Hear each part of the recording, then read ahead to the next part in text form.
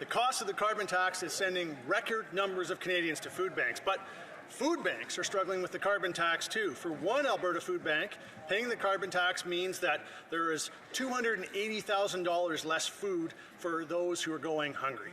This Prime Minister's policies are hurting the most vulnerable and those who work to help them. So will the Prime Minister finally call a carbon tax election so Conservatives can fix what he broke? The Honourable Parliamentary Secretary to the Leader of the Government.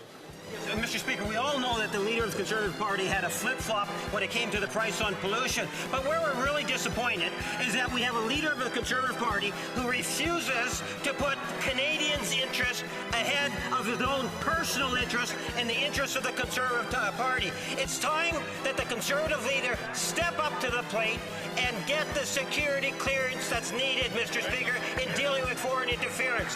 What is he hiding, Mr. Speaker? He needs to be transparent. He has to tell us about his past. There's something there he needs to tell Canadians, Mr. Speaker.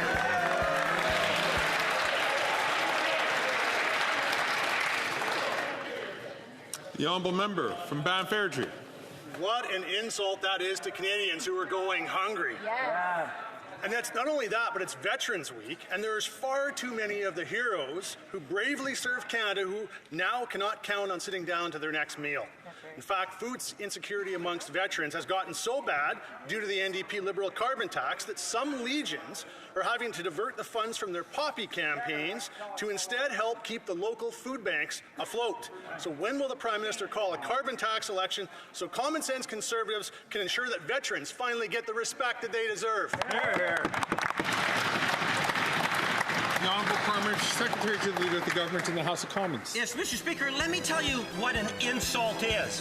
When you have the leader of the Conservative Party continuing to focus his attention on his personal interests and the interests of the Conservative Party, Mr. Speaker. Let's be clear, the leader of the Conservative Party is hiding something. There's something about his past that he does not want Canadians to know. Mr. Speaker, there is an obligation for the leader of the Conservative Party to come clean and tell